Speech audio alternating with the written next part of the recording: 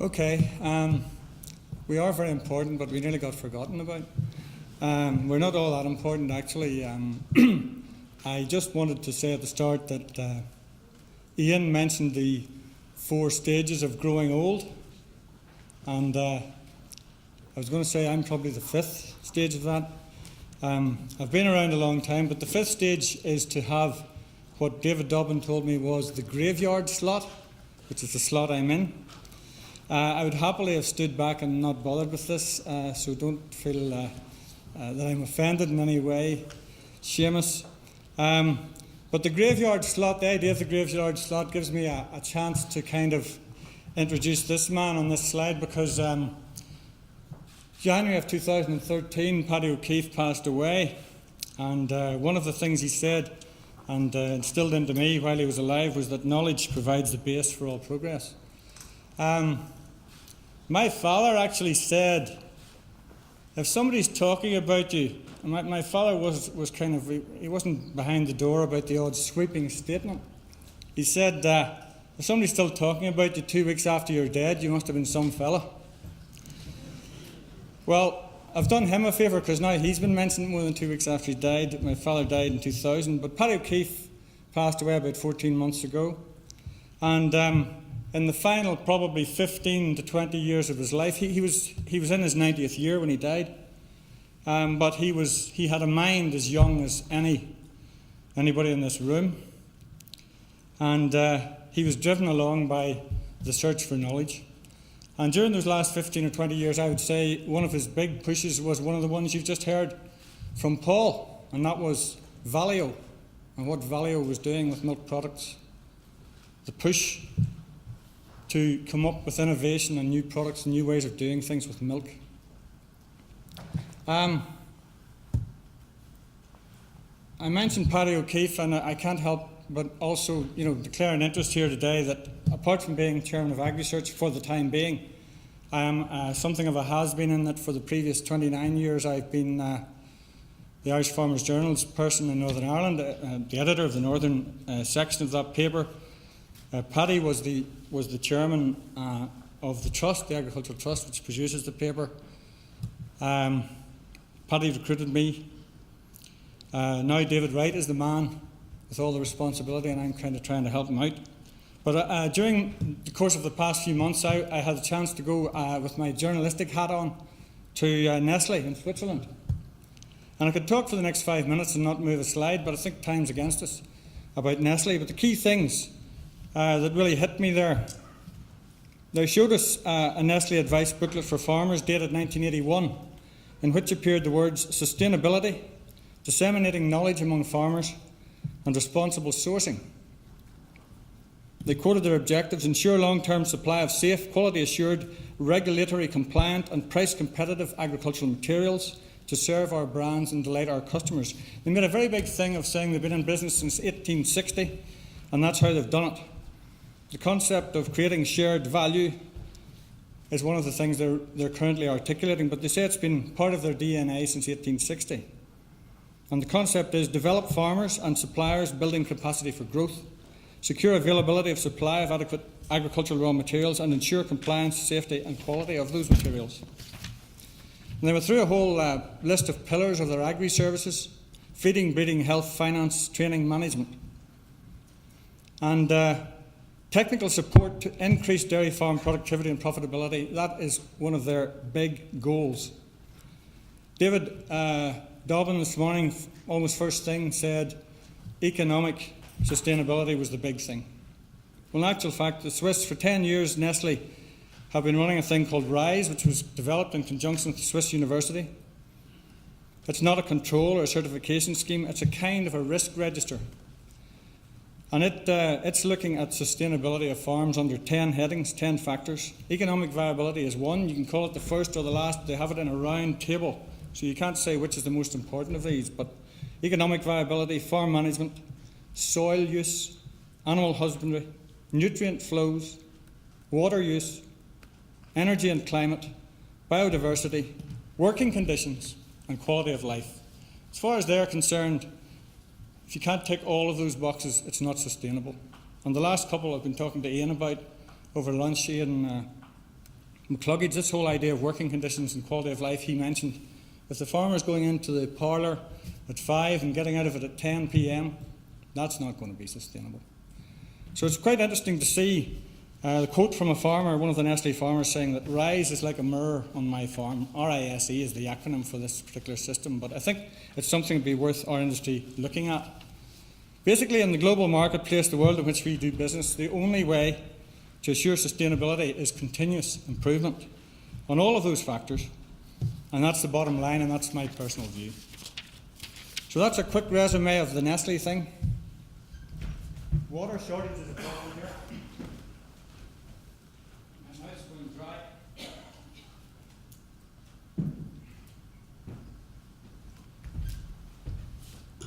My paper, which is on that memory stick, you can run through it very quickly if you're interested. Basically, AgriSearch, it tells you when we were founded, what we do. I've put in heavy type, disseminate the results, because in actual fact, in the last 3-4 years, we have come to the view that disseminating the results and getting them out there and implemented into use are really the key thing about what we're trying to do. Okay, we co-fund research and so on in the 3 sectors, sheep, beef and dairy. Disseminating it is key. Secondary aim is to avoid duplication of existing work. Those are our guiding principles when we're choosing what research to work on or to co-fund. That's the kind of guiding principles. No need for me to run through those. We're in a bit of a hurry, but it could all be summed up with the word sustainable intensification. Avoiding duplication, I mentioned there. I mean, farmers don't like paying for stuff that's already been done. Pretty obvious. It's a waste of resources, time, money, effort. One of the things we've done to try and avoid that, we appointed a global research or international research fellow along with Queen's last year, and part of his job is to try to scan what's happening in the world and try to make sure that we're not reinventing the wheel and we're not spending our money doing something that's already been done. We also are a member of the UK Red Meat Joint R&D group, so we're keeping an eye on what's happening elsewhere in the UK with the other levy bodies funding of research in the meat side. We're a founder member of the European Cattle Innovation Partnership, which is concentrating on dairy research, because we see the future, in fact, in the sort of money that's being made available in Europe. You need to be in with the big group to be able to draw on that money, and we're trying to be in there. We have limited income. We want to maximise leverage of our co-funding. We maximise leverage from government. Very quickly, the structure of AgriSearch, we have a set of trustees who are the custodians of the money that's collected. I'm the chairman of that, and then we have 3 advisory committees who, they do the real work. They're the ones who start with a blank piece of paper and say, here's what we'd like researched. The increasing role for on-farm research, part of what's happening now, and I think it's driven partly purely by funding. You can't have 1,000 cows on a research farm in Northern Ireland, but you can get data from 1,000 cows if you go out and work with 8 or 10 farmers. We've got some very good farmers co-researching and willing to collect data and work with the Hillsborough researchers. So you get a much greater number of animals at a minimal extra cost. Range of genetics, environments, farm management, that's what comes with it. But you also get built-in dissemination because farm walks occur on the farms that are doing this research. So you get this. You get people saying, they go to the farm, and it's not a research farm, it's not a Greenmount farm. It's an I could do that farm, it's a neighbour. So apart from that then, as I said, dissemination is a big thing with us, getting the message out. I can't help mentioning Henry Ford at this point. I mean, we have lots of different ways of disseminating stuff. I think Henry Ford talked about advertising, and he was certain that half the money he spent on advertising was a waste, but he didn't know which half. Well, it's a bit like that with us, but we certainly have a strong belief in the farm walk side of it, and getting farmers talking about what the research is doing. Very quickly, a lot of work's been done on the financial benefits of research. These were some figures that are in my slides that you can look at, but the payback can be made certainly to look very good. What Henry Ford would have said about these figures, I don't know, but particular ones that were pulled out in a couple of studies for us showed a tremendous return on the investment that we made. I can also quote from studies in the Republic. There's a 2003 published work of 7 case studies where the estimated average internal rate of return was 55%, whatever that means. International estimates 40 to 50%, that kind of thing. So it does look as though research can give a very good return for the investment made. Non-monetary benefits then, you could argue, okay, how do you put a value on your negotiating position for the Nitrates Action Plan? But part of the research that we co-funded put Northern Ireland in a position for that negotiation. Environmental footprint, animal welfare, farmer lifestyle. It's very hard to value these things, but these are some of the non-monetary benefits. I did notice that in that report from the Republic of Ireland that mentioned the 7 case studies, the report, by the way, is called Stimulating Sustainable Agricultural Production Through Research and Innovation. It was done by a learned group chaired by, again I have to mention the Irish Farmers Journal, our most recent editor and chief executive, who's now gone on to be chairman of the company in place of Paddy O'Keefe. That's Matt Dempsey, who chaired this. But basically, he was talking, apart from the financial return on the investment, the social, environment and policy impacts like food security, long-term reduction in the cost of food, things you don't actually put a value on, but they're huge. Perhaps the next thing then, some recent projects that we've been involved in the dairy sector. Thankfully, Conrad has covered quite a few of these in his talk, so I'm not going to labour over them. This is the type of stuff that we're co-funding, and if you look along the very bottom in the very fine print of the acknowledgements, you will see AgriSearch mentioned, along with AFBI and DARD as co-funders of some of these things. The other thing I think it can bring you, and perhaps this is what I was really asked to talk about, was what are farmers' priorities for research?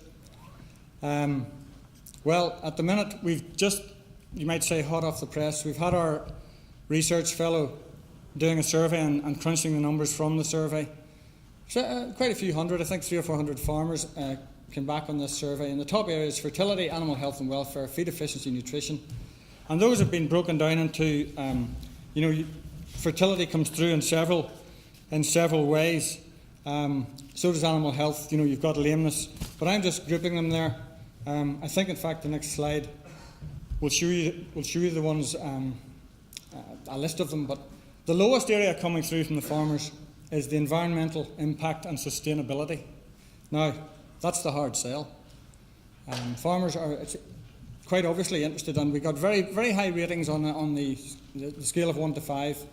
Average is over 4 for the ones at the top. So they are interested in research. Farmers are interested.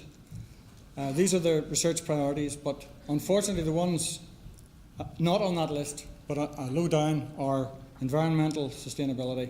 And the whole idea that it might be a win-win to be both efficient for your own economic sustainability and also efficient in your climate change, carbon footprint, GHG, it has to be sold that way. I can't really see any other way of selling it, as far as the farmers of today are concerned anyway. I mentioned knowledge transfer earlier on, but also in the survey we have the top 2 that came out in knowledge transfer. Now, I could easily have dropped this slide, but let's face it, the press got second. So I thought I'd better mention that.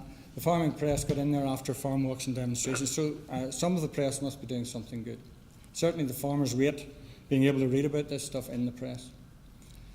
Actually, the lowest scorers were social media, and we have to say, is that partly the age of the people we're dealing with, or is it that the social media is not really the way to get research results out? Anyway, passing on. These are the projects that we've put forward for the current year under the evidence and innovation. These are the ones that AgriSearch has been pushing. You see phosphorus there. Phosphorus, that's a joint project with outside of the dairy sector, not just dairy sector. Genomics and disease resistance, well, there are a couple there in that bullet point, but you'll have seen from what a few of the earlier speakers said, and I just can't go past that particular point without saying we are actually in danger of falling light years behind what's happening in genomics, not very far away, just south of here, across the border. You've already seen in the other paper by Paul just now that we are not probably in the same league as they are there either. So there's a lot of stuff happening not very far from us that we should be trying to get plugged in with. Simply going down them, they're in the memory stick anyway, so there's no point in dwelling on them. Feed efficiency comes in there. I think it was mentioned quite a bit by Conrad as well. Nutrition in relation to health traits, that's a big one. It's been touched on, I think, by a couple of other speakers, including Sam Strain. Soil structure and compaction, again, across several, not just dairy. These are the issues of the moment as far as farmers are concerned, or the AgriSearch advisory committees are concerned. I'm moving on very quickly now to what needs to be done. Now, I'm going off script a bit here. What can be done? Well, I have 3 quotes here. For our growth to continue, we need to see business, government and academia working in partnership to ensure that Northern Ireland drives forward. Patience with research and development is vital. In actual fact, I come back to Henry Ford there, and Paul made it very clear you could have 300 new cheese developments, but only 3 or 4 are going to come to market. So there's a lot of this money might be spent, but not actually bear fruit. You can't expect it all to bear fruit, and you have to be patient. You have to give it time. And lastly, the focus for the future is on genomics as a key player in driving the industry forward. I just referred to genomics, or at least the genetics side there, a minute or 2 ago. There's tremendous work being done there, and that is going to be a big future for AgriSearch, in my opinion. But what I want to tell you now is, and I didn't put it up here, those quotes are all from Dr. Peter Fitzgerald of Randox Laboratories. Now, those who are from here will probably have heard of Randox Laboratories. Randox Laboratories are a world-leading company in the medical diagnostics field. He was speaking about the Northern Ireland biotech sector. Nothing to do with agriculture at all. But in my opinion, the exact same quotes could apply to our sector. The exact same quotes. I picked them up out of an article that I read, and I just thought, how spot on is that? And going off script, there was an announcement in Scotland yesterday. Closer alignment of the SRUC, that's the Scottish Rural College, formerly the Scottish Agricultural College, now the Scottish Rural University College, linking up with Edinburgh University. The exact converse of what Northern Ireland did under the O'Hare recommendations back in the early 2000s. We had it, we were there, and we did the exact opposite. And that takes me neatly back to Paddy O'Keefe. Sorry, I'm a little bit emotional here. Paddy wrote to the O'Hare. They invited contributions from people. Very rare that a man in his 80s, or around 80, was going to write about that. He was so disgusted with what they were proposing that he wrote to them about it. It didn't make a blind bit of difference. But I'm just passing it on to you.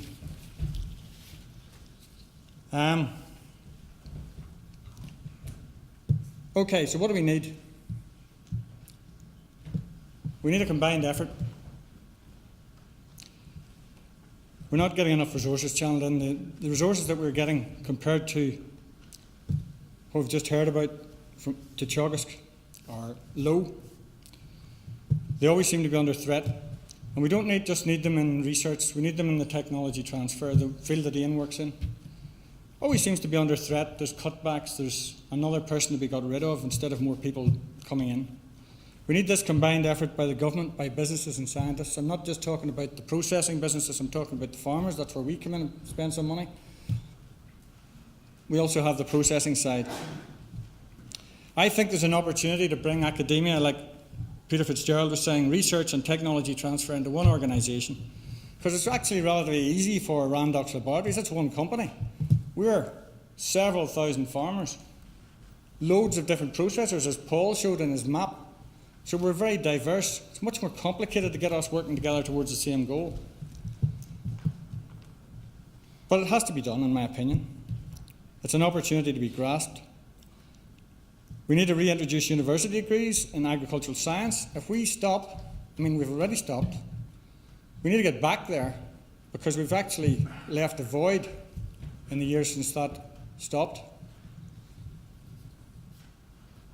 So we need that future production line started up again. We need our best brains in. Our best brains have left and gone to commercial companies. We should be looking at it, I don't know if anyone's left here from the policy side, unfortunately, but we should be looking at it as a resource. A bit like Paul has just been telling you that their research is looked at like a resource. There's tremendous potential. You know, you think back to people like, Harry Ferguson is quoted. Harry Ferguson was from Northern Ireland, had an impact on the world. There's no reason why a scientist or scientists from here can't make an impact at world level, at global level. The list is there, but basically, we've had recent publicity about AFBI supposedly wasting money. The problem is the way it's managed, the way the system is wrong, in my opinion. Recruitment of new scientists is an issue. We can't get new scientists in with any speed. Short-term contracts don't help. There's all sorts of problems. I only hope that maybe a disaster can be turned into a victory, because the current context of budgetary pressures, there might be a chance to actually change things back instead of muddling along the way we are. A couple of other small things. I mean, the big picture, Paul gave us a bit of an idea of it.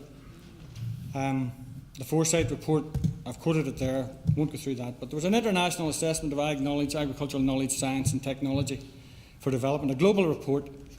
It indicated an investment of $1,000 billion would be needed over the next 50 years to deliver the step change in global productivity and underpin the transition to sustainable production. Well, if there's $1,000 billion going to be spent on it, we should be getting a whack of it. That's what we should be doing, in my opinion. So, what do we want to do? Do we want to be part of that big scene? Invest in our capacity, our human capacity, our human capital, our physical resources as well? Improve, continuous improvement, or just muddle along and go down the tubes? That's the way I see it. Thank you very much.